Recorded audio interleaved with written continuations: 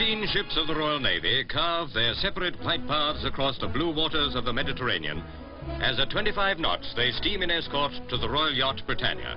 Their destination, Malta. This is the first voyage Her Majesty has made in the yacht. With her husband and her children, she watches the ships fire a royal salute of 21 guns.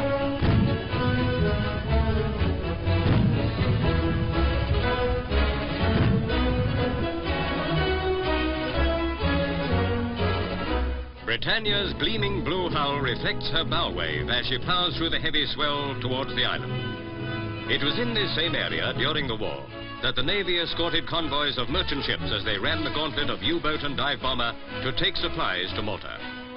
Prince Charles, in a sailor suit, sees a sight to thrill any 5-year-old as the escorting cruisers, destroyers and frigates perform intricate high-speed maneuvers.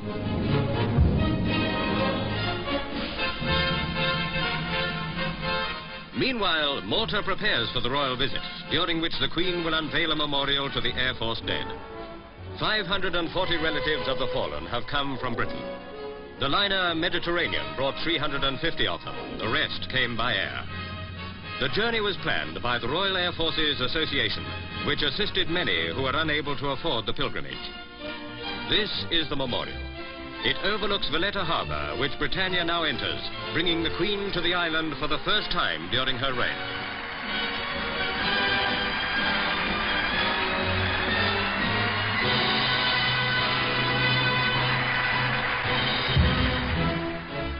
It was in 1942 that the late King awarded the George Cross to Malta for its heroism and devotion during a stage in the war when they suffered constant air attack and were reduced almost to starvation. The royal launch crosses the harbour, the goal of so many ill-fated convoys, and Her Majesty and the Duke prepare to step ashore.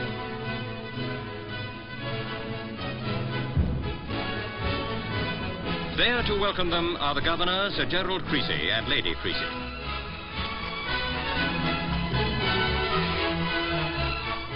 At Floriana, the site of the war memorial, relatives of the dead are gathered.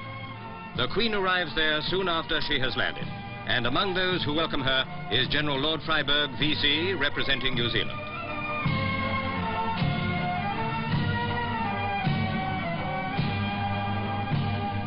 Her Majesty's first duty is to inspect the Guard of Honour of RAF personnel.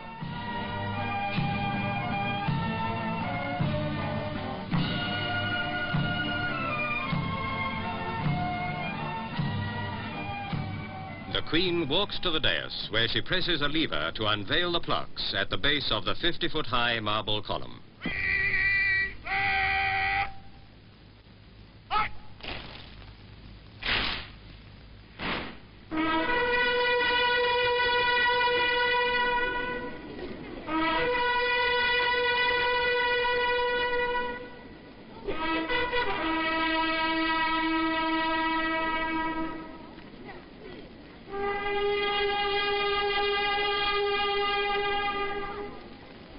The wreath Her Majesty lays is of pink carnations.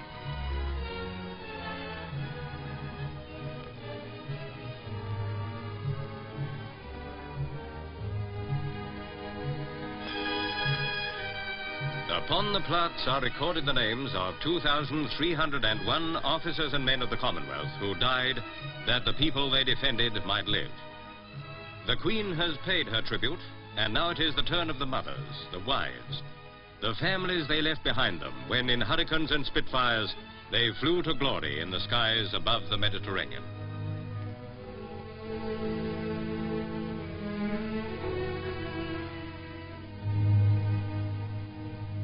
The following day comes another big moment for Malta, as the royal children are brought ashore by barge.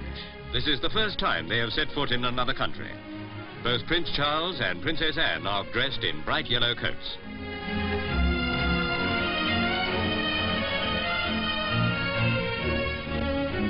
The governess, Miss Peebles, and Nurse Helen Lightbody are there to keep an eye on the children.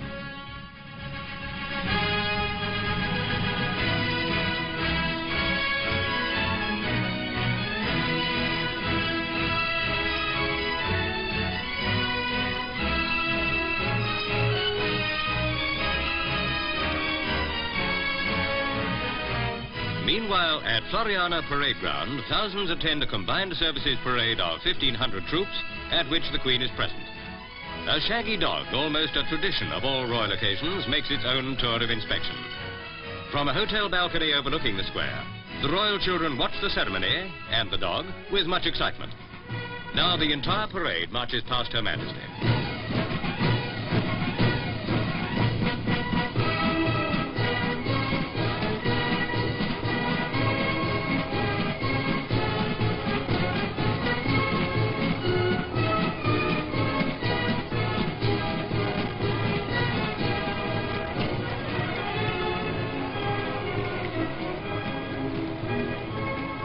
The parade comes to an end, and once more the royal car moves across the parade ground.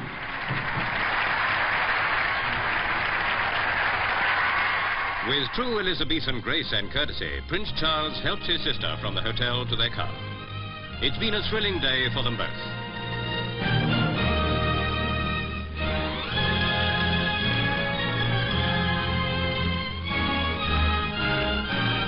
In Valletta, 2 ships are at anchor. Gothic, whose journey is now done, and Britannia, which will bring the Queen home from her royal tour of the Commonwealth.